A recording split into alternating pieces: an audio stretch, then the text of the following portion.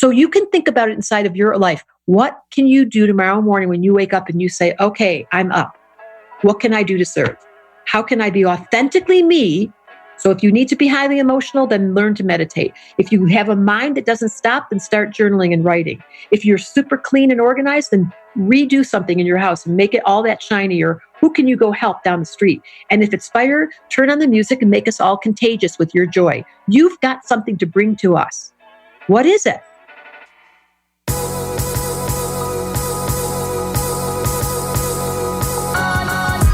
You're listening to the Almost 30 podcast, hosted by Krista Williams and Lindsay Simsick. Almost 30 started as a conversation about the transition from our 20s to our 30s. But then we realized life is full of transitions. So we expanded our mission. We are an intuition-led, wellness-focused lifestyle podcast that promises to deliver authentic conversations, diverse points of view, and insights rooted in optimism, growth, and intention. The Almost 30 Nation community is a group of purposeful dreamers who are smart, passionate, and always seeking the full potential in every aspect of their lives. At Almost 30, we're making magic together. We dream it, and then we do it. Thanks so much for tuning into the Almost 30 podcast. Here we go.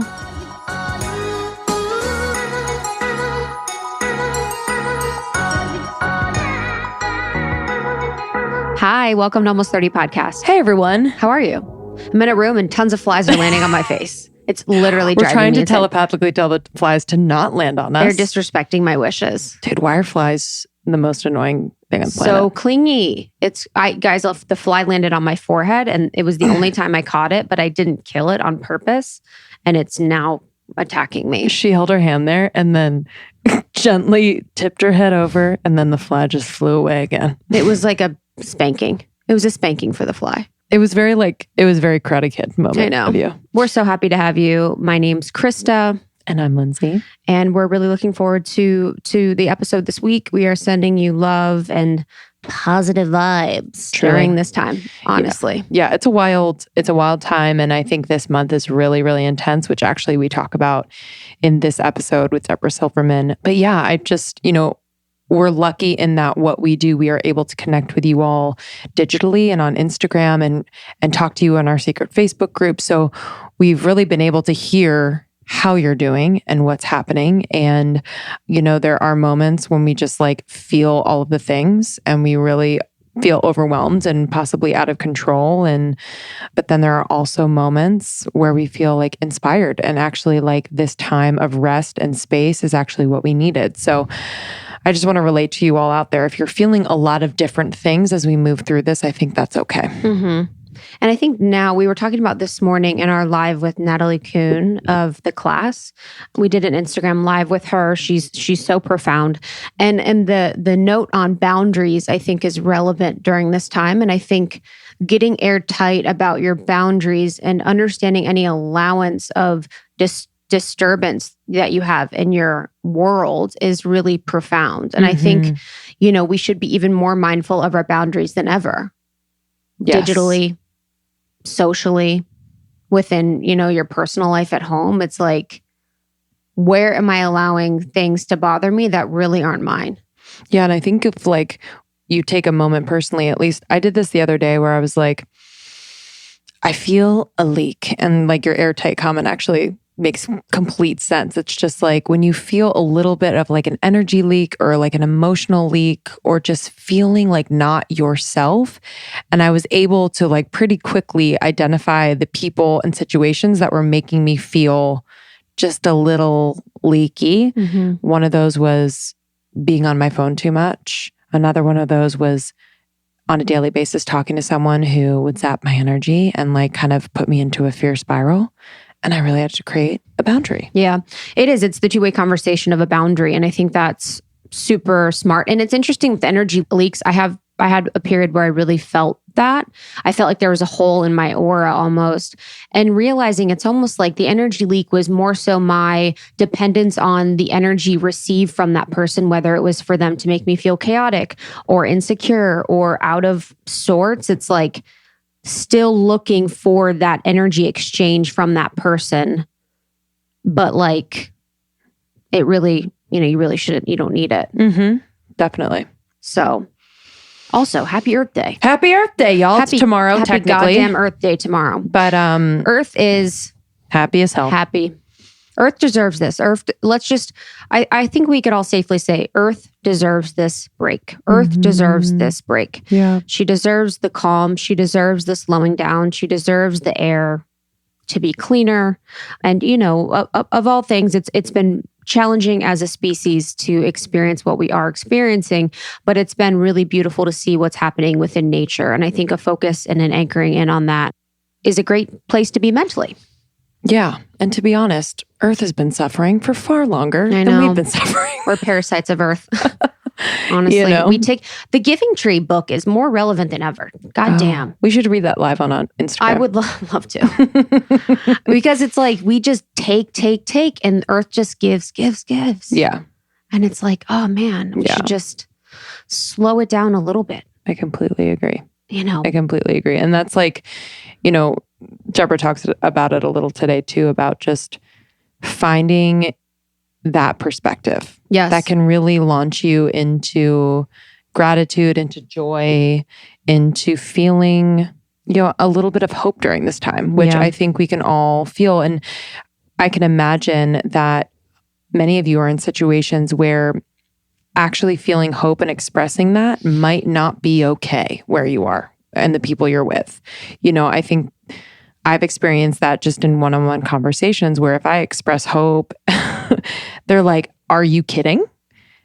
And I do think this is a time where we're really being called to step into what feels good for us to, as again, Debra says in this episode, like be our own leaders, really becoming that leader in our own lives and not being so dependent on the approval of others and what others are doing. So I just really encourage you that if you do feel hopeful, you can express that. Yeah.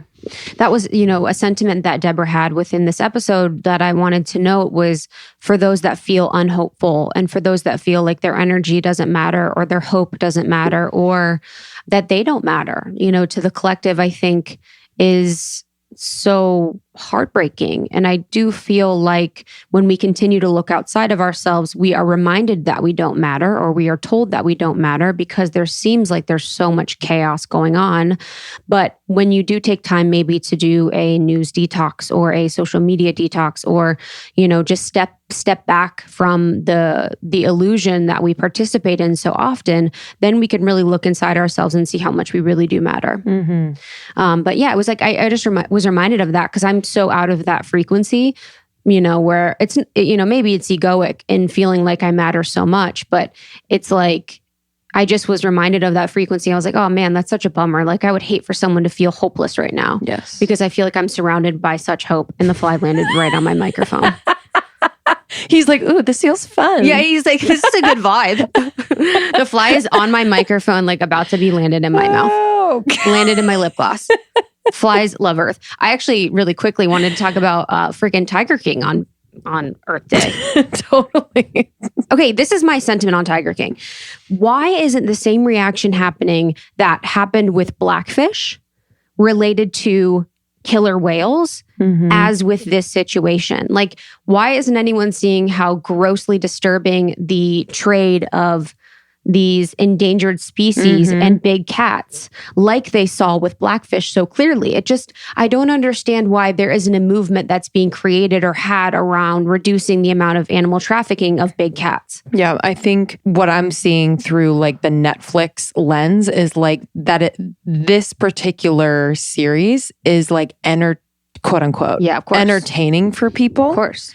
So there was for people, I think, that have like a sense of morality and consciousness. Yeah. There was a very heartbreaking aspect of this.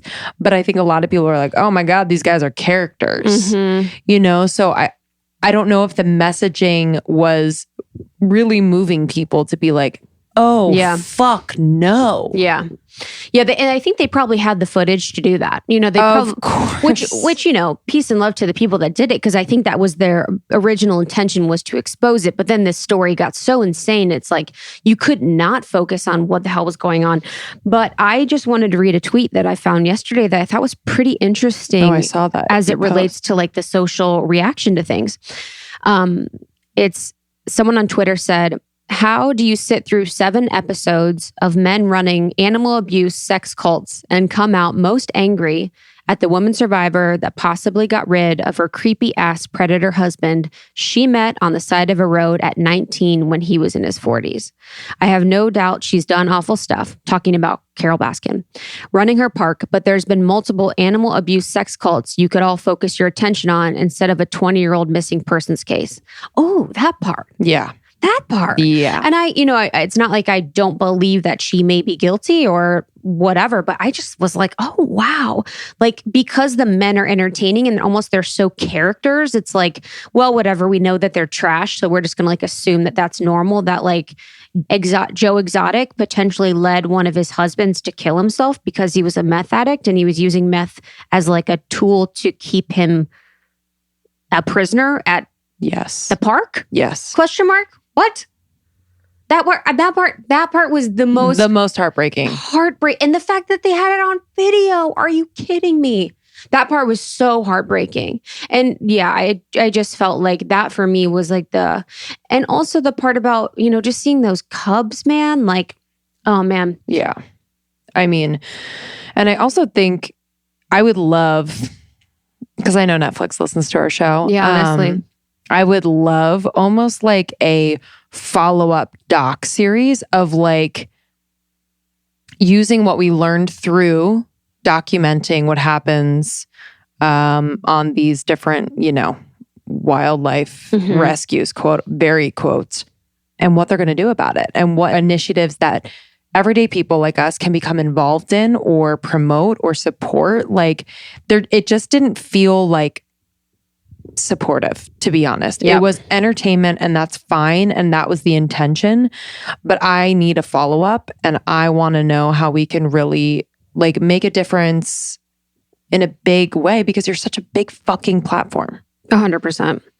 And yeah, there's just very clear like speciesism happening too. And I think it's an interesting, you know, if I was in college and I could do a thesis, I would love to write a thesis on why is it that people that participate in the exotic animal trade are people that, you know, are in relationships where they're like controllers over their partners and they're manipulative and they're, you know, in power positions. It's like, it's an interesting pyramid if you think about it, where it's like the person at the top is like, you know, Joe Exotic, and then he has his lovers beneath him, and then he has the cats beneath him that he's all keeping within his like crazy ass thing. Like, what is that? What is that thing? I really need you to bring that to a professor somewhere. I do. I'm bringing, or like the guy who what is it? Oh yeah, what ponytail? Fucking the ponytail guy with ponytail 5 wives. Man with his 5 wives? Question mark. She woke up with a boob job? Question mark. Yeah, I mean, like that whole, you know, that whole situation, like of them being and like, them eating meat that the fucking animals don't eat. Like they pick before they give to the animals. I know that was Holy a real shit. That was just more like an insight into like poverty, 100%. you know, poverty, and I mean that was completely heartbreaking. Yeah, I agree with. And the one thing too that was also when the new guy who with his wife Lauren, what was his name? Oh, the new guy. You guys are like screaming your heads off. The guy with the bandana and a hat every time. Like pick one. Like pick one. Oh, also, they're on Cameo. Almost all of the characters from the show Tiger King. It's Jeff Lowe. And they're crushing it on Cameo. I mean, Cameo, if you guys don't know, is a platform that allows you to like buy for, you know, a certain amount of money, a video recorded by these people. So you can pay $75 and they'll send you a 10-second video saying happy birthday or whatever message it is that you want them to do. I mean, Cameo is made for Tiger King. Wow. Like on trend, relevant, weirdo celebs is like how much is it one. to get a cameo from one of them? With Jeff Lowe, I think it's $150. Dollars? Yeah. But Jeff Lowe, when he said to Lauren about her working out, Oh my when God. she was pregnant. And she was like, yeah, and she's going to have to start, soon after she's going to go to the gym or something. And then she was looking at nannies online. And his wife, Lauren, was like, well, you know what's nice about that is sometimes they speak other languages. And what did he say? He's like, yeah. If she's going to be around all the time, I should enjoy looking at her. Oh Bless. My God. Peace and blessings. Let's send a rescue mission for the cats and the women. And Lauren. I mean, dude. I love that like everything just like flies over Lauren's head. Icon. Poor child. I mean, let's be real about that poor baby. I just didn't understand also the series starts and you start to see all of these people with missing limbs. And then you find out the one woman lost it on the job. Mm-hmm. And it's just like this, I guess this like missing piece of connecting like the fact that they are trying to tame wild animals. You know what I'm saying? Yeah. She was cool. She was very cool. She was like proud of it. She's like, whatever. Totally. But it was just like kind of disturbing as a viewer, the fact that like that would happen to her because of the fact that they shouldn't be tamed in the first place. I know. Anyway. Breath for Tiger King. That's our thing. Join the secret Facebook group and we can have a chat about it. Would love to hear your thoughts. So yeah. And this episode, changing gears a little bit, we have Debra Silverman on here to give us an astrology update to what is currently happening. So this is a very relevant episode. We recorded it very recently. She talks about what was written in the stars astrologically when, the virus broke out and when things started to really shift. She talks about when we look like we're going to get out of it. She goes through all the signs and talks about what is needed for them to do during this time or what is the reaction that they might be feeling during this time. And we just talk about any transitions within astrology to be aware of for the next year. Mm-hmm. Yeah, we also talk about the Aquarian age, which we began in the 60s, but this is really kind of asking us to step into that age fully and completely. She talks about power of prayer and meditation and crying for herself. She actually closes the episode with a beautiful prayer. Prayer was so pretty. So beautiful. And then talking about the non-traditionalism and the new normal of what we will experience on the other side of this and how there's just a lot of opportunity there. So I'm really excited for you all to listen. I would have a notebook maybe because she does mention some really valuable takeaways for each sign. And I'm just so grateful for Debra. So you can find her at debrasilvermanastrology.com as well as Debra Silverman Astrology on Instagram, and she has her astrology school and so many resources. So check that out. But thank you for joining us. Thank you for joining us. We love you so much. Thanks for being such a good support to us and the community during this time. It's been really beautiful to see you guys connecting with us on Instagram Lives with, some of our favorite people. And then on Almost 30 Nation. So Almost 30 Nation on Instagram, Shara, our community manager, is doing such a beautiful job of spotlighting the women of our community to share their gifts with one another. So on Almost 30 Nation Instagram, we've had lives with some of the awesome people of Almost 30 Nation sharing what they do best. So you can follow Almost 30 Podcast for lives with Lindsay and I and some of the people that we have on the show, and then Almost 30 Nation for the women of our community to connect more deeply with them. And if you are interested in joining our ambassador program that is helping women create community where they are having tons of Zoom meetups everywhere. You can do that by searching Almost 30 Podcast and then going to the ambassador page of our website. And we have some really incredible offerings for you all during this time and beyond.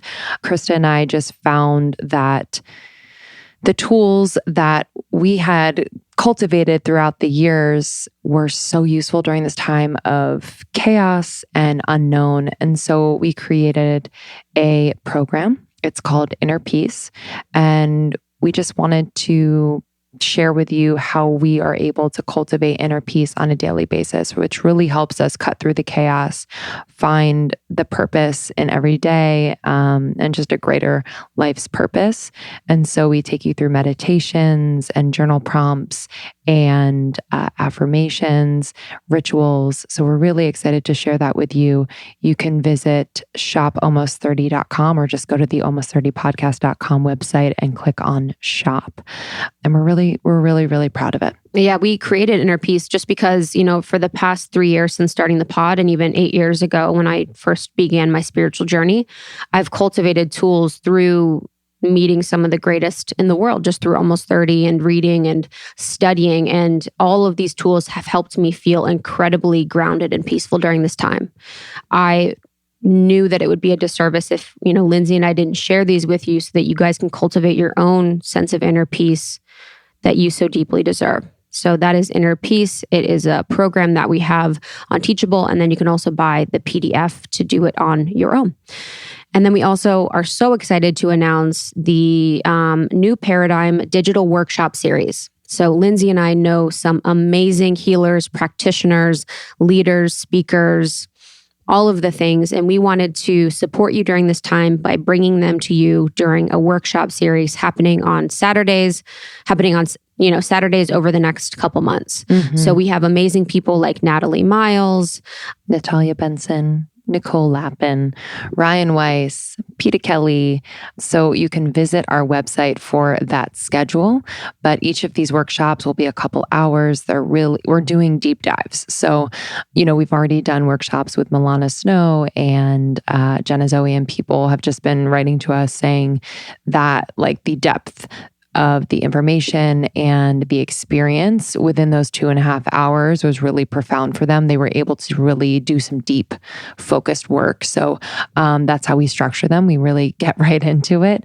And, the people that we have, this lineup is actually quite impressive. Yeah, it's so profound. And if you think about it, during this time, I think people are looking for ways in which they can improve their lives because we have so much free time. So if you think about taking a Saturday every month for a few hours to learn something new, to hone a skill, to expand your mind, and then taking the week to actually apply what you've learned, that is going to be huge for you. So that is our hope for this. And then we will be selling these recordings available for you at shopalmost30podcast.com. So all of these workshops are going to be available in our shop, so you can access them at any time. Yeah. Thank you so much for listening. Please join the secret Facebook group. Connect with over 15,000 women in there who are talking every day and just supporting one another. And follow us on Instagram at Almost 30 Podcast. I'm at Lindsay Simsick. And I'm at It's Krista. Cannot wait to talk to you. But enjoy this one, and we'll see you on the other side. See you guys soon. We love you.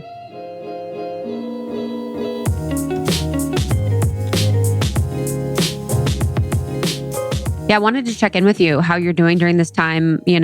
How have you navigated it? What are your overall thoughts? My whole message, the first chapter of my book is called Crisis. Wow. So it's been very timely for me to be able to share, which is why we're here. Yeah, definitely. So because astrologically, it's not a surprise. Yeah, I guess I would love to know kind of how it is written in the stars and what you saw coming. So astrologically, the auspicious moment is described by two things. One is Jupiter and Pluto standing together, which, by the way, lasts all the way through till January 1st, 2021. So the cycle began in March. Jupiter is the planet of, I call him secret sauce. He expands. He's kind of like MSG. He makes everything big.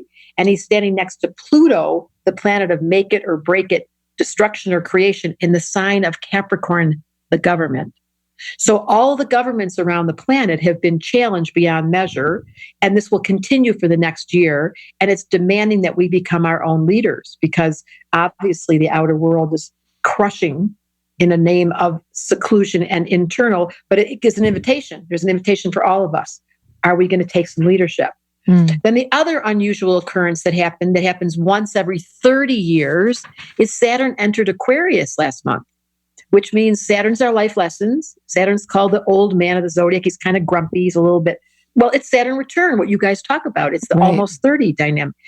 But he just entered Aquarius for the first time in 30 years. And Aquarius is all about breaking the rules, not fitting in, not following, and living in cyberspace. So it's an entrance into an entirely different world of AI, of computers, of non-personal, and really finding the value of friendship and communicating and not following. So we've broken. Saturn entered Aquarius. It broke the old form. And now we have to recreate it with our own, one, leadership, the first thing I said, and two, our community. Like, who are our people? Where do you find home?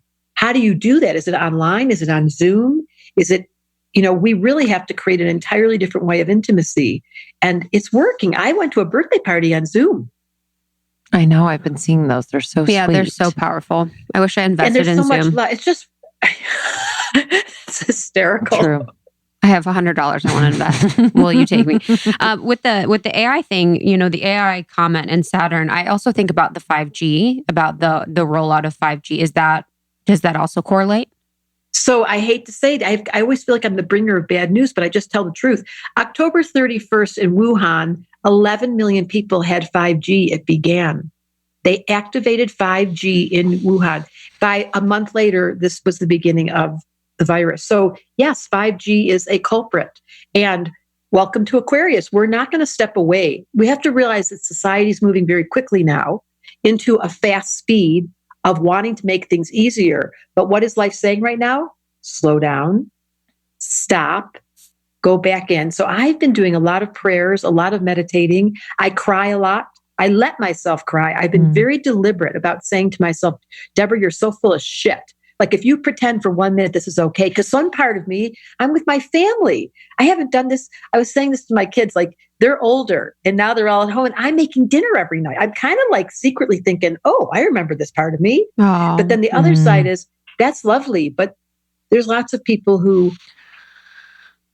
take a deep breath, are struggling. And we don't know where this is going. So while it's a positive entrance into home and family, it's an emotionally volatile. And I really encourage people to cry. Like, let yourself be human enough to stay in touch with fear, but do the right medicine, which is to then go into meditation, to go into prayer, to listen to podcasts, to find your community, whatever it takes to lift up the energy. But don't pretend for 1 minute that you're so, avoiding or not feeling. Because I don't know about you guys, but I feel a lot. Yes.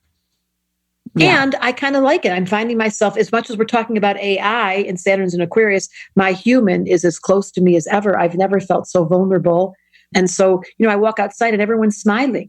Yeah, I know. there's a beautiful sense of community happening. Yes. Can you further explain the Age of Aquarius? Like, just moving into that and what that means, when that specifically happened, and why it seems we're being called to like fully embrace that now? It's so funny you ask. It happened in the 1960s. Imagine, because they can't give you a date. Like, this is when the Aquarian age began. It's a 2100 cycle. So the 2100 years before was the Christian era, and that was fish and Pisces. It was the Piscean era. It was the Christ image where everybody was fishermen, and it was all about turn the other cheek and love everyone and pride. We didn't work very well. But the goal of the Piscean age was everyone follow, do what the religion tells you, be part of the group, fit in, and be good. Right. Then the 60s came. The last time Saturn was in Aquarius was 1963, 64. Here it is again in 2020. Saturn was in Aquarius. The same life lesson was started right at the entrance of the Aquarian age, which was the 60s. Everybody said, no, I'm not following. I'm not doing what they told me to do. I don't have to get married if I don't want to. I don't have to have kids. I don't have to be straight. I don't have to, everything broke, which is a good thing. But if you ask what the Aquarian age is, it's the breaking of the old model that said, follow, do what you're told, be part of the group, and don't stand out. Now the Aquarian age got here and it's like, you guys do whatever you want. That's the good news. Freedom, total non-traditionalism, being able to break the rules, feeling comfortable saying you don't want to follow. But that's a really exciting for us, because your teaching and your whole platform is authenticity and sharing and spilling the beans. That's very Aquarius age. Tell the truth, be authentic. In the Piscean age, don't you dare tell, like in our parents when they grew up, You don't tell your secrets. You don't do therapy. You never disclose. And it was all Pisces secrets. The Aquarian age is tell everybody everything. So we go on podcasts and we hear everybody's poop. Just like, why are we listening to somebody's their sexual preferences and what they did last night? But it's this Aquarian. So the Aquarian age is inviting us, and I celebrate this at the Astrologer. Oh, by the way, I made up a line. In the Aquarian age, astrology is center stage because Aquarius rules astrology. So we are finally at the era where it was before. It was everybody follow, be normal. I always said it was like chunky soup got put in the blender. We all tried to be normal. Now in the Aquarian age, individuality is the theme of the day. Learn about your chart. Learn about your individual nature. Don't be anyone else. Normal is just a setting on the dryer. There's no such thing as normal in the Aquarian age. So we have an entirely new psychology that your parents and my parents didn't understand. The Aquarian age is new, open, non-traditional. Tell every thought you're having and notice that we're all connected. Aquarius is very much about humanitarianism, and this disease has crossed all borders and there is no distinction. It's just asking all of us to stop. So the Aquarian age is not about stopping, by the way. The Aquarian age at its worst is a speed freak who wants efficiency, drones, spaceships, all kinds of extra energies that are not of this world, Aquarius age. But we mustn't take our attention off the earth and the old-fashioned values. We don't want to leave behind the gift that were given to us by the elders and walk into a new era where, so good news, the virus said S-T-O-P, stop. And it's working. And something you mentioned earlier was, so Jupiter and Pluto, was it they crossed paths or they came, what was that caused? What was what happened in March that is going to end in 2021? And do you believe that we will be able to go out in January 2021? This will be over? Or do you have any predictions as it's related to those timelines?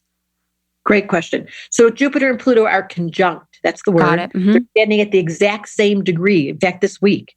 So Jupiter, secret sauce, the enhancer, on Pluto, the make it or break it, in the sign of Capricorn, the government. Right exact degree. They're hanging out together. Jupiter, Pluto, and Capricorn. The next question, will it end? My prediction is it's going to take longer than we think because the zeitgeist, the collective thought process, is now paranoid.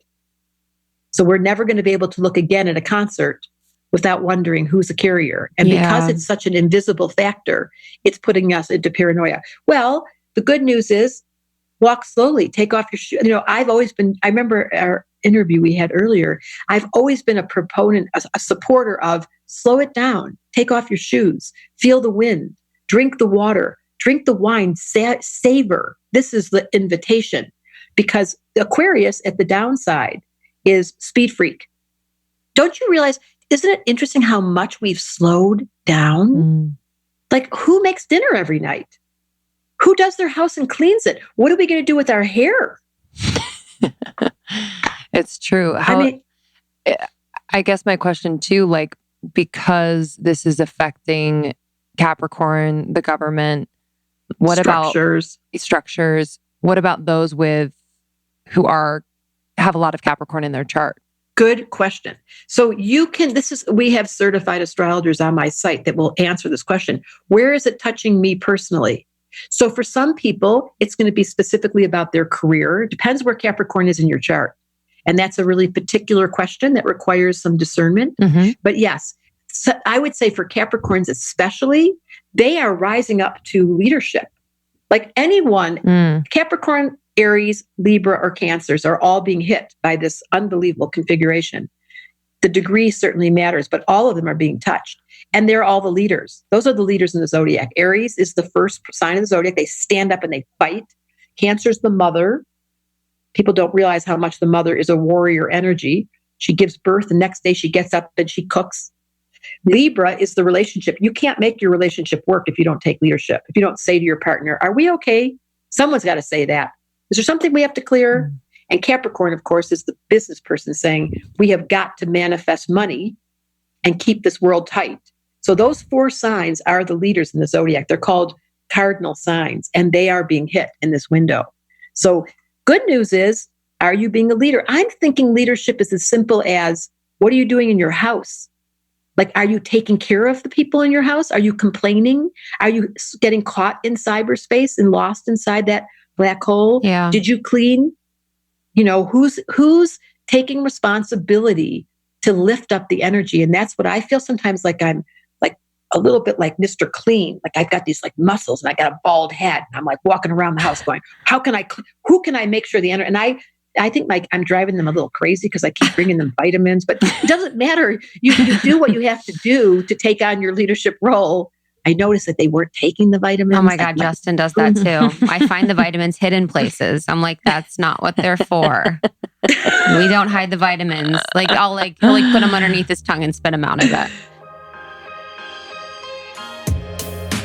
Here at Almost 30, we are pretty active people. It's important not only for our physical health, but for our mental, emotional, and spiritual health as well. I just love sweating, you know what I mean? And I'm always looking for clean products that will help improve my performance, whether I'm running or boxing, or now newly I am trampolining. But I found Beat Elite. I love it so much. I have more stamina. It improves my energy. I'm just able to work out longer without that crazy feeling when you take a pre-workout. But Beat Elite basically promotes oxygen efficiency throughout the body. And it's trusted by hundreds of professional teams and elite athletes. So you're going to get that like top-notch nutrition. And I really taste it and feel it. It's super clean. And I didn't know beets have a lot of vitamin C. It's a really important time to be getting our vitamin C as well. I just love this. I mix it with cold water 30 minutes before my workout, and it helps me extend my endurance, improve the energy, all the things. So try it out. I highly recommend take your game to the next level with Beat Elite by going to livehuman.com/almost30 and get 20% off your first purchase. The team at Human is making this offer exclusive to our listeners only, so you won't find a deal like this anywhere else. That's live, L-I-V-E, human, HUMAN.com/almost30. livehuman.com/almost30 for 20% off. I have to tell you about this. Our friends over at Perfect Keto just came out with keto cookies, and they're exactly what I need during this time. Their new chocolate chip and double chocolate keto cookies are so delicious. And what I love is that they're guilt-free. They don't spike my blood sugar or upset my stomach. They have only 4 net carbs per serving, and they have tons of protein, 6 grams of protein, including grass-fed collagen. And they have healthy fats, 19 grams of high-quality fats coming from almonds, coconut oil, and grass-fed butter. And these cookies taste incredible. So I think that's like sometimes the problem with quote unquote healthy cookies so they don't taste good. These taste amazing, and there's no weird ingredients, no cakiness, no junk. They're super easy and convenient, incredibly satisfying. I have these before workout, after workout, and even for a little dessert. And it's really awesome. Right now, they are offering our listeners percentages off box combinations. So 1 box, you get 15% off, 2 boxes, 20% off, 3 or more boxes, 30% off, and free shipping when you go to perfectketo.com/cookies/almost30. That's PERFECT keto, keto.com/cookies/almost30. And you will get the percentage at checkout. So combine some boxes, get what you want, free shipping on all orders, and enjoy. So that was for the cardinal signs, like what they could do to step up in their leadership roles during this time, which is really important. For the other signs, what message would you have, for each of them? Great question. So let's do mutable. That would be Gemini, Virgo, Sag, and Pisces. And just really quick, what is mutable versus cardinal? What do those words mean? Okay, good. Thank you. So there's 3 categories. Cardinal are the leaders. Yep. That was the first category I gave you. And that is a red. Think of cardinal as red. They start things. They initiate. And it's those 4 signs and that energy in astrology are the most significant because it's your body, your family, your relationship, and your work. What matters more? Now we're in the second category. It's called mutable. And these are the people that change all the time, and they're funny, and they're dipsticks, and their heads going quickly, and they change their mind. They change their clothes. They're kind of entertaining. I won't tell you which one I am. And they're really funny. But they're a little bit fickle. And so this is a very uncomfortable, particularly in the month of the end of May through all of June, these people have to be aware that they're going to feel their nervous system heightened and requiring more attention. And what the mutable signs need for soothing is water. Put them in a bathtub, put them in a sauna, put them in a steam, put them in a hot tub, because Gemini, this is the sign that gets very in their head when they're upset. And they find that their mind can't be turned off and it becomes very noisy.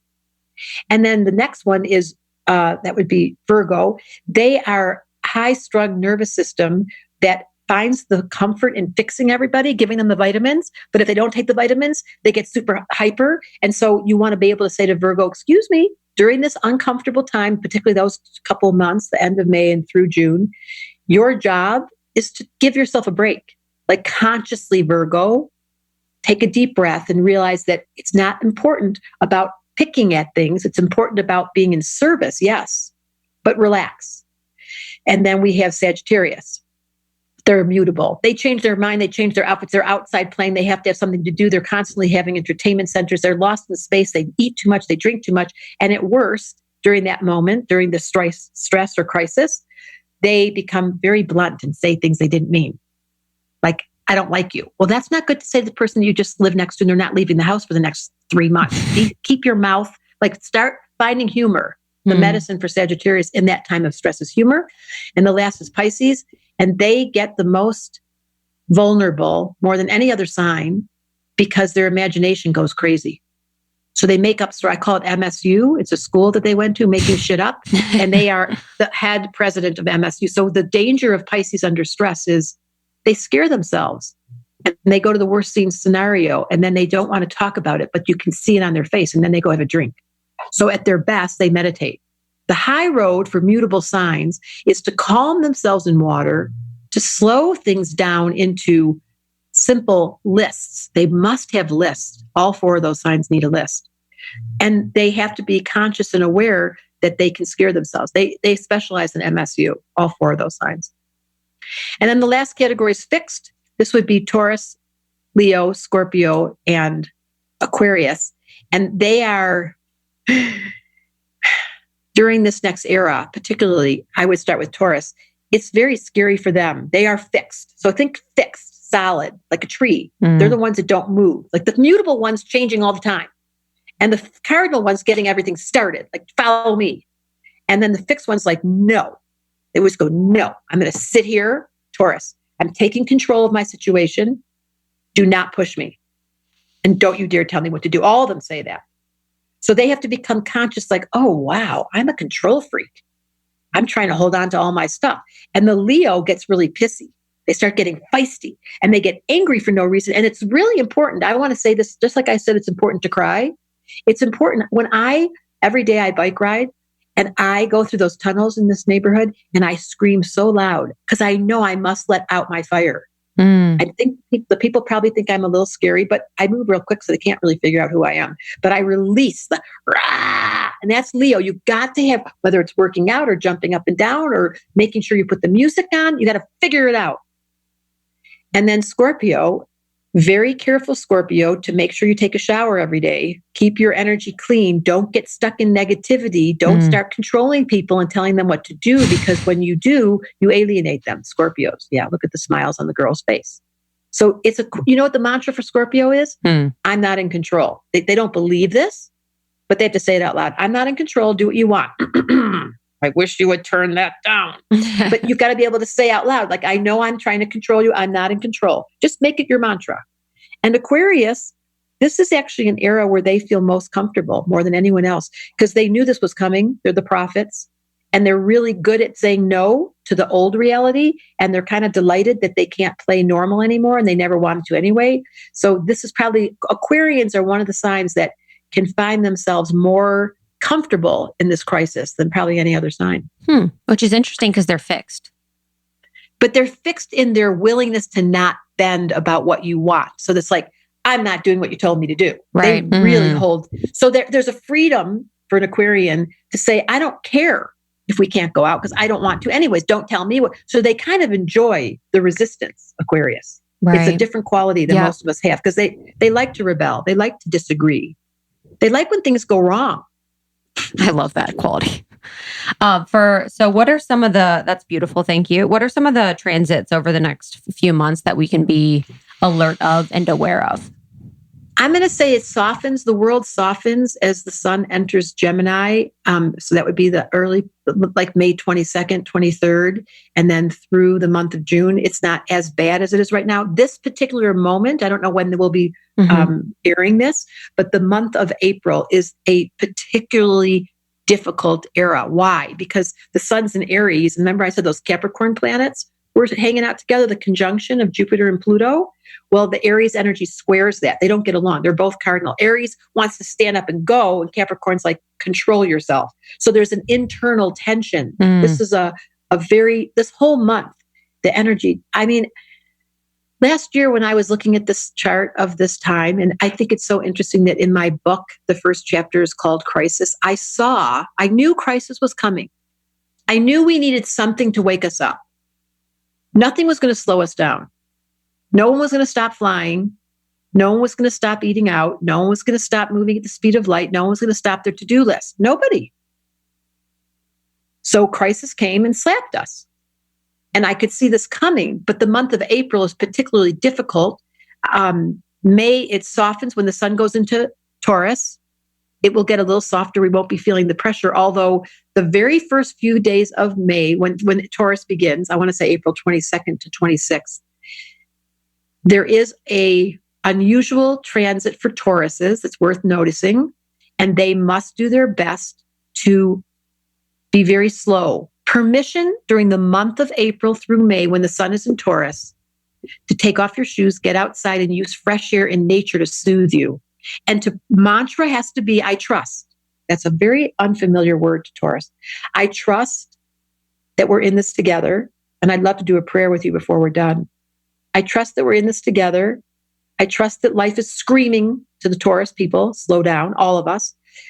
There is an unusual configuration between Uranus, I like saying Uranus because it makes me laugh, Uranus square Saturn. So remember I said Saturn entered Aquarius, first time in 30 years? Well, Uranus entered Taurus the first time in, I want to say 200 some years, and they're not getting along. In the month of the early part, I'm going to predict that the early part of April 22nd, early part of Taurus, 23rd, 24th, 25th, 26th, there is some surprise. Now, it could be a good surprise, like suddenly we start being kind, because Taurus brings out the best of us. If people are willing to really say, okay, I give up. If all of us would just be willing to say, life is asking me a question. Will I slow down? How are you guys doing? I'm curious. Are you enjoying it? Or is it because some people, introverts, this is a birthday party. Extroverts, they're in hell.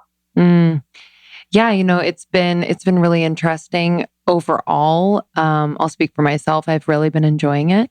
The slowdown, I think both of us have been asking for, and it's really allowed us to refocus and go a little bit deeper into parts of the business, of our personal lives that have needed attention and love. So that feels really good. And then just the slowdown also allows us to take care of ourselves so that we can show up for almost 30 and everything else, with more to give. So overall, I'm feeling pretty good. Yeah, it's been the spaciousness, as Lindsay mentioned, has been so powerful. And I'm just really grateful for it. I feel like I've had a spiritual expansion that I was like craving and looking for, and, anchoring in and what exactly I'm feeling and not others, I have to say it has been really, really nice. Scary at times for sure, but I'm really just choosing to anchor in like the gift that we have and focusing on that. So beautiful. And so then there's those that don't have this, like you guys are so beautiful because you're giving the support to us and you're feeling supported by each other. But for all of you that are listening who are by yourselves, don't think for 1 minute the angels aren't watching you. Mm-hmm. Don't think for 1 minute this wasn't orchestrated. The fact that crisis is the doorway for the soul, that's what the whole first chapter of my book is, the missing element. You get into a crisis and your real self shows up. And when your real self shows up, you want to know, what is my tendency as a personality type? What do I do? So I have a lot of water. I definitely cry. And where I used to be younger and be self-conscious, I think I'm still self-conscious because they make fun of me. But I do feel so much, and I will no longer hold back my tears. Mm-hmm. That's water. The air people, they just start listening to podcasts. They run down the internet. But that's really good. You know what I did? I wrote a whole bunch of letters to my whole staff. I drew little pictures. I got out incense and I sent them presents in the mail. By the way, the mail still works. So I did this whole stickers and colored pens. I took myself into my Gemini air sign and I said, we're going to make a creative day where I'm going to express to all my staff how much I love them. And they all got it in the mail and there. So there's creative things that the air people can do besides going into the internet and finding themselves down that rabbit hole. The earth people, you love to clean. I know you're the Costco people that bought 14 packages of cleaning disinfectant. That's okay. But you're also here to help organize and look around your world and see, what can I throw away? What can I simplify? This is like the best moment to really make a practice, if you're an earth person, to clean up and let go.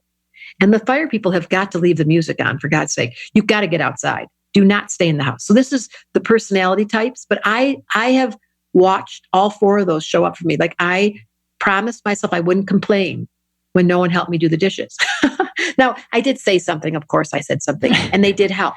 But I made a practice of my own to say, I'm going to let myself bring the energy up in this household at all costs.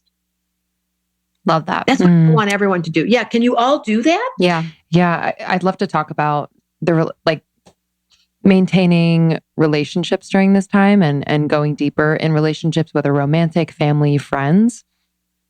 How do you recommend doing that? First of all, permission to take space. Do not make a story up when your partner wants to go be by themselves. In fact, the best thing you could do is have a date night.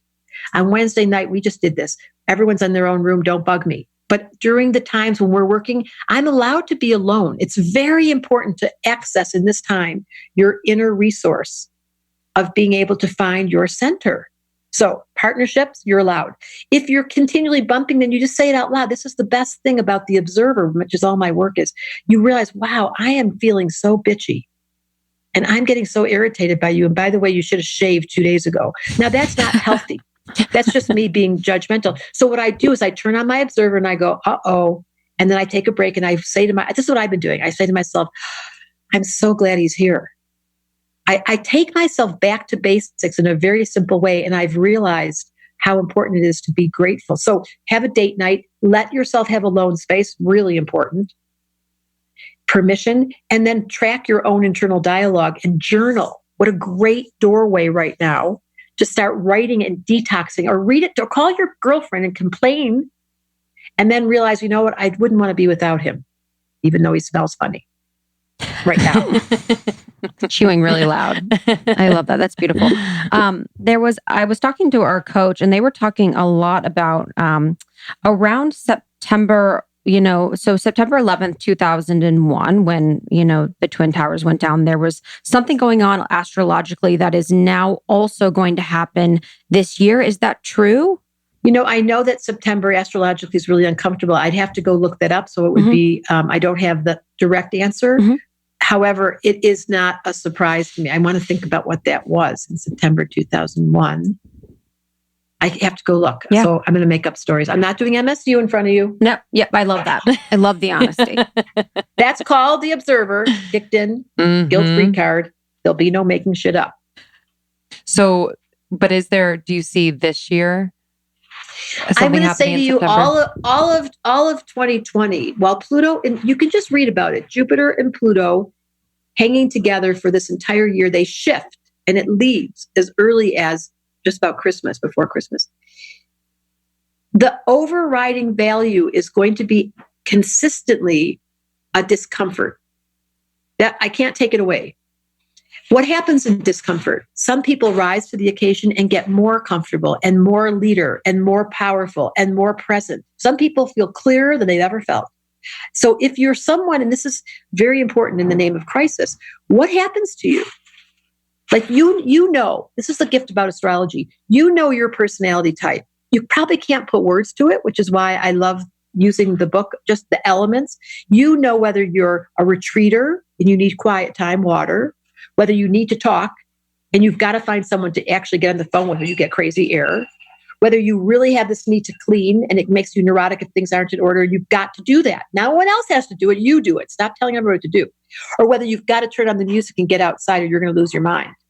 Everyone knows what category they fit in once I put it that way. Now do it.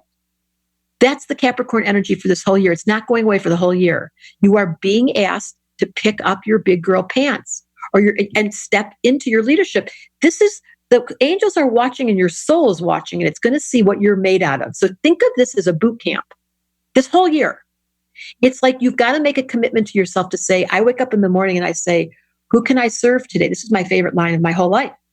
Who can I serve today? Where can I bring healing? How can I be gentle? Who can I bless? That's all I think about from the minute I wake up.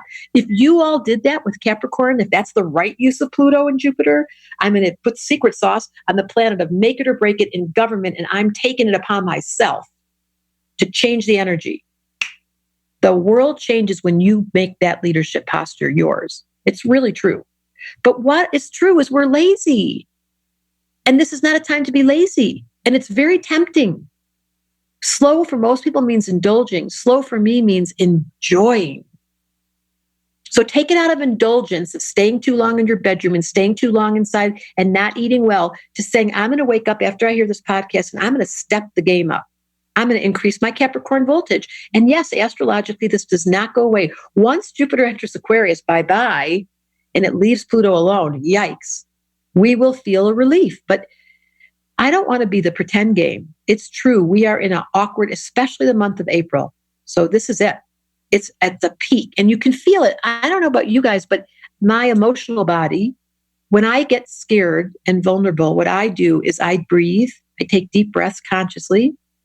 And then I imagine that I'm standing away from this planet looking over here and I'm thinking to myself, what did it take to get those earthlings to wake up? Oh, I know, a virus that wouldn't touch the kids, but it would get everyone scared enough that they'd have to stop, stay at home, and actually ask these very deep questions. What can I do to raise the frequency? How can I make a difference right here in my little tiny patch of my little teeny stamp size? How can I make a difference in this world? And if everyone listening to this did that, but genuinely, not full of shit, Capricorn, genuinely, and we moved into the Aquarian age, which is I'm not going to do what anyone else did before. In fact, I'm going to change my own style. I've been taking such good care of my body and my skin and those vitamins and eating so well. And I've been so deliberate about taking care of the leftovers and making sure I put things away. And, I feel kind of like I'm in goody school, but it's working. Taking that in. I know. I love that. Yeah. That's so profound. Mm-hmm. I completely agree. It takes a lot of effort. Yeah, it is, a time of, it's not discipline, but it is really.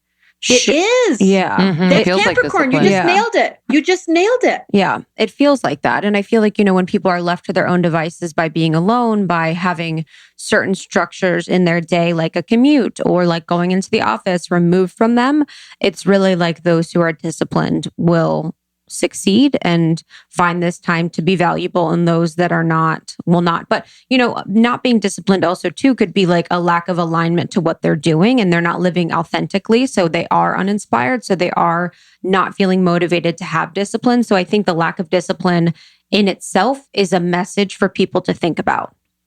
Exactly. You know how I take discipline? It's the same word as disciple. So who was a disciple? They were working. I mean, I'm Jewish, but we're coming to this wonderful holiday of Easter and Passover. Discipline is a disciple. And who am I a disciple to? To spirit, said the astrologer. So I honor that this lifetime, they've given me this body and they've given me this life. And my promise is to give back to that which gave me. Yep. So that's my discipline. Like I am a hard worker. I have a boss that gave me this incredible life. What could I do but give back?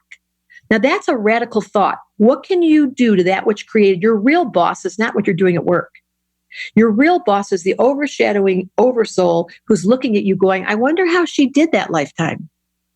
I wonder if she really stepped up.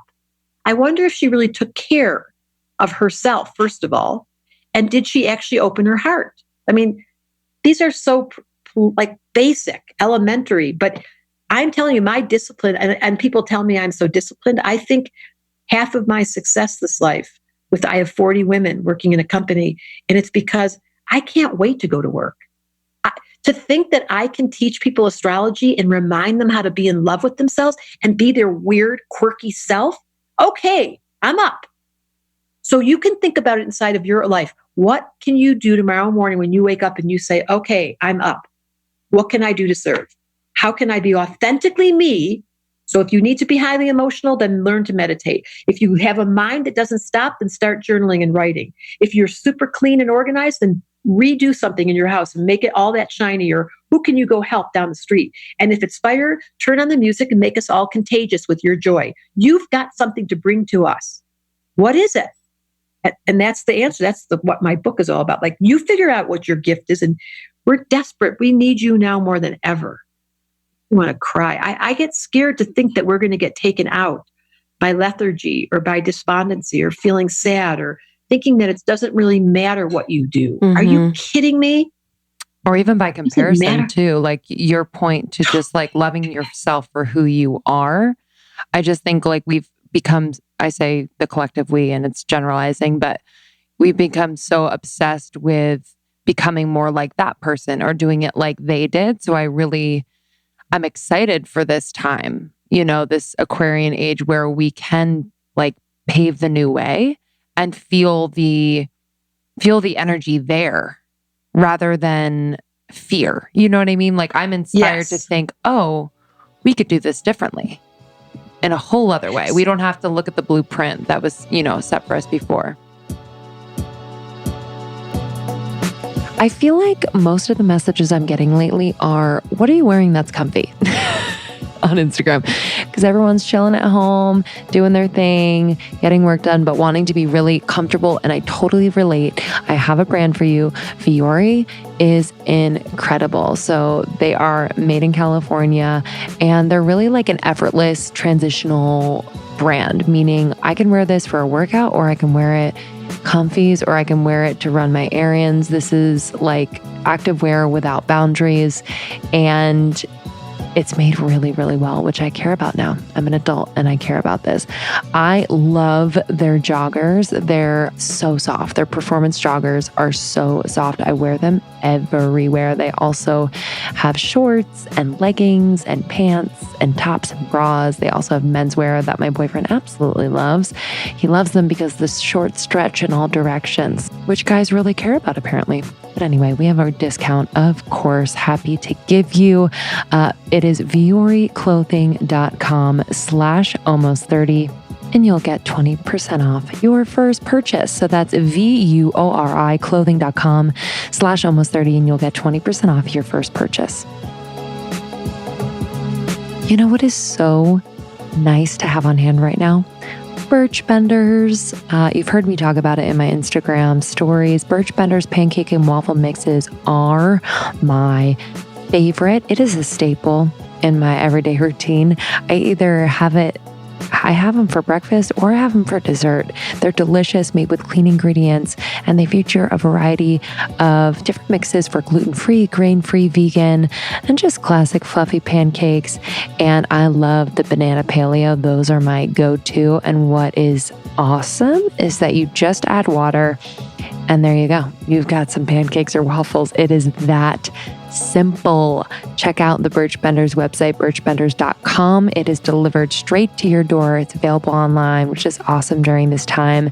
So you can go to birchbenders.com and use the code almost30 for 30% off. Stock up. I'm telling you, this has just been such a nice little treat, and it's healthy, so I don't have to feel guilty or feel crappy after I eat them. BIRCH benders.com. Use the code almost30 for 30% off. Okay, I'm going to give you guys a big fat challenge. Okay. Ready? I want you each to tell me what you do that's so easy and so natural, and pretend like you're really proud of it. Who's going first? What we do so easy and so naturally that we're proud of. Say it in first person. What do you do? Say it in first person. What's so easy for me to do? I am, if I had to pick only one, I am extremely proud of my ability to take complex ideas and break them down so they're easily digested for people and find applicable steps to take for a person or a business or myself to apply those complex learnings. Beautiful. Thank you. That's good. That's so good to hear. It's unusual how well you did that. Thank you. Most people can't own it. And I want everyone in the audience to stop and think, what do I do that's the most natural, easiest thing? And that gift of breaking down concepts and being so practical for people and giving themselves back to them is a huge gift. Okay. A+.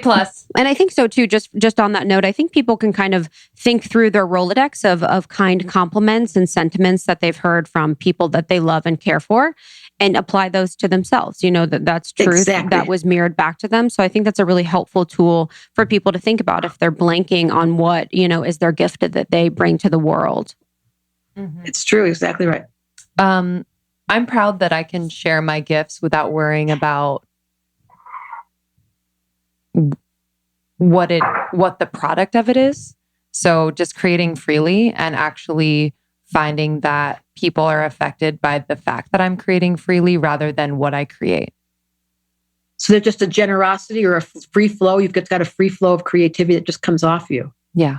It's so beautiful. So this is so beautiful. That means this is the effortless thing that you do that your soul came in with. And that's what we're looking at in the name of discipline. It doesn't take a lot of discipline to do what you're already good at. It just takes a self-esteem adjustment to go, yeah, this is one of the things I can be creative and it flows out of me effortlessly and I celebrate that. Or I can take large, complex ideas and bring them back to earth and watch somebody's life change. Everyone listening to this podcast has gifts.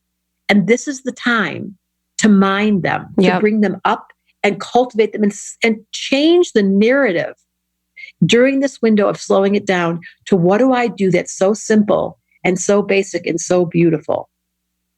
Yeah. And I think like you were talking about, Capricorn is of the government of the structure that we have currently set within our society to lean on the government for answers, for protection, for guidance. And I think now we're moving away from that and away from the age, as Jenna Zoe has said on our episode, of the guru. We are now becoming our own gurus. We are now turning in to find the answers within ourselves rather than outside, which is really, really profound. And I think there's a grace period with that. I think we're a little wobbly at first. We have fresh legs in this space. So I do think it will be something that we acclimate to eventually, but at first just feels very uncomfortable. And I do think that right now within the collective, we are still continuing to look outside. That's why there's such an increase in social media consumption, in, people looking for answers from the news, from whoever. But I do think there will be like a tapering off of that, and we will be able to turn back in and find the answers within. Do you know how you spell guru? G-U-R-U. That's a good one. And that's astrology. There is no one out there. You're it. You can figure out inside of you your authority by identifying your strong suit. And it seems so natural. You're so creative. It doesn't even seem like a big deal. But to us that aren't creative, we look over at you and go, how do you do? And then you take pride in that. And then your discipline comes back. And the next thing you know, you're making your house creative. So just identify, here's your assignment today. In the name of GURU, take the astrology challenge. I made that thing up. The Aquarian age has astrology at center stage. Because if we became, I made it up. It came out of my mouth. I wrote it down. And now I remembered it. If we could see our individuality as the source of the pleasure that will exist in your reality because you're disciplined to do it. It's not discipline because you should do it. It's discipline because you can't help it. That's why I asked you the question. And then as soon as you figure it out, and if you can't figure it out, there's that book. Tell Me, my book is now called, I have a new project called Tell Me a Story, but this book is called The Missing Element. You take a little test in the middle of the book, you figure out your missing element, you figure out the one that's you're good at, but what's the one you're not good at? And that's the other part to the story. So one is be yourself, cultivate it, and then take the part that you're not very good at. If you can't cry, water. If you don't talk very much, air. If you don't like money and practicality, earth. And if you're not having fun, fire. Go get that one and bring it home. Yeah, and I think too, the most important part of understanding what your gifts are is being the observer within yourself. I don't think people, if they're unable to attach themselves from their human experience in 3D as like the ego and the self, then they are unable to find those things about them that are beautiful, or even the one thing that they need to work on. So through meditation or mindfulness practices or the continued practice or therapy. or therapy, or astrology, or getting, because it's so crazy. I think all of us suffer from a low self-esteem. So you might want to meditate, but you need someone to say to you, you're really good at that. Or I've really noticed that quality, what you said about the compliments being the doorway to giving you your clue. So I want people to actually identify like the most instinctual, natural thing you have. And even though you may feel self-conscious, like recently I found out, it's so stupid to say this because I've written a book, that I was a good writer, but I couldn't give myself that until just recently. I've realized that part of this exercise of Saturn and Aquarius is owning your individuality and not feeling bad about being good, not feeling bad about being good at something, not undervaluing what's so instinctual. It's such a gift when you can feel good about yourself and not feel. This is a great story. I did a radio show many years ago with a bunch of teenage girls, and they invited me over to be a birthday party host. And she was turning 13, and it was a pajama party. And all the girls were sitting in a circle, and I had their astrology chart. And I went around the circle to every girl. So I started with the first girl to my left, and she was this little Gemini girl. And I opened up the chart, and I found out she had so many planets in water, but she was playing like the little social butterfly. And I looked at her chart, and I said, "Oh, you're so sensitive." And then she started to cry, and she was like, "I hate that part of myself." And all the girls went over, "Don't cry, don't cry." And I said, "It's okay. It's just one part of you." Then I went to the next girl, and she was the Leo in the room. She was the ballerina that had already been trained. And I was like, "Oh, you have a very strong dancer in you." That's true, she said, "but everybody gets mad because I always elbow my way and get to the front of the room." And they were all like, "Yeah." And then she started to cry.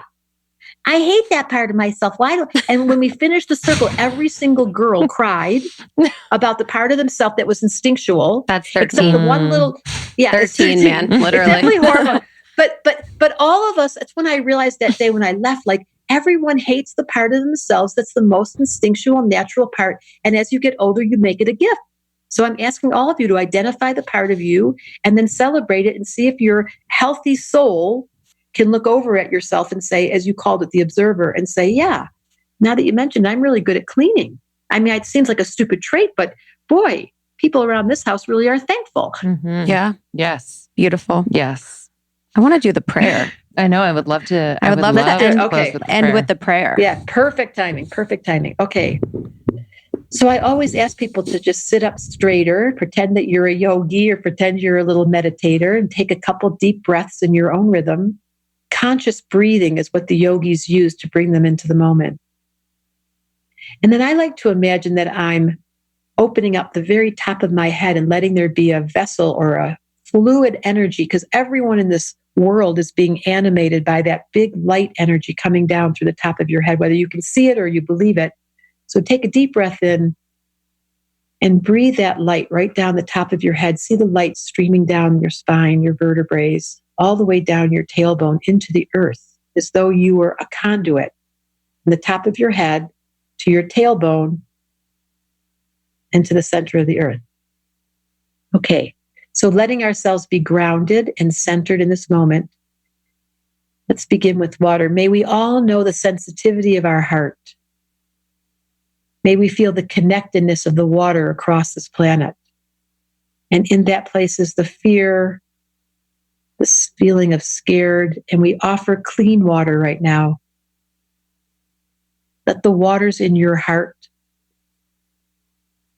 let the feeling of sensitivity be calmed and soothed as you sit in a pool of still water, emanating a healing current throughout the space you're sitting in right now, as though you just turned up the voltage for the water inside of you to be calm, soothing, and healing. And in your own rhythm, take a deep breath. In honor of fresh air, may your mind be opened and still enough to stay in the here and now, recognizing the people in your world that love you, giving you the gift of words that allow you to get close to another. And most of all, letting your mind be trusting. Imagine right now you're breathing trust in and you're breathing patience out. In the name of Earth, may you know what it is to feel safe. That while we are all in this together, the ground is steady, the trees remain constant. The sun will come up, the moon will continue to move. All the physical forms of this existence are constant. May you know what it is to feel calm and steady and trustworthy. And in the name of fire, the sun that's shining, your heartbeat that never stops, the red blood running through your veins, may you know the joy of being alive and being the leader that you are. That you can trust your heartbeat and you can trust that sun and you can trust the cosmos way above your head to be always here for you. And in exchange, you bow your head and say to your higher self, let me be of service to you as you are in service to me. The four elements in balance, ancient, timeless. They've been here forever. They will continue forever. And us humans, we are learning how to bow our heads, drop to our knees, and remember to give thanks to that which created us. You are awakening. You are consciously breathing. One more deep breath in. Let us all rest in faith, in trust, and in calm, and know that your influence, while you may not understand it with the mind, is much bigger than you realize. And so you take your leadership to be the one that says, how can I help? Who can I serve? Let me be gentle. Let me be kind. And so it is. Aho. Aho. Oh, So beautiful, Debra. That was beautiful. That was stunning. I'm so grateful we had this chat. I'm so grateful we got an update from you. I would love for our community to connect with you. Where can they do that? On Instagram, that funny little platform that's now become a favorite place to hang out is called Debra Silverman Astrology. I just find that amazing. My website is Debra Silverman Astrology. I have the Star Community, which is a place where you can come learn astrology. It's thestarcommunity.com. And I have an online program where you can right now, during the month of April, learn astrology on your own. There's a class that's on sale, a special discount. So you just go to my website. It'll tell you everything. Amazing. Thank you so much for joining us and just enjoy time with family. I'm so glad you're, with family and cooking every night. That warms my heart. I feel that. And we can't wait to see you again in person. Yeah, we will see you It's so true. soon. New world. Thank you so much, Debra. All right, Debra. Talk to you later. Thank you so much. Bye. We'll see you soon.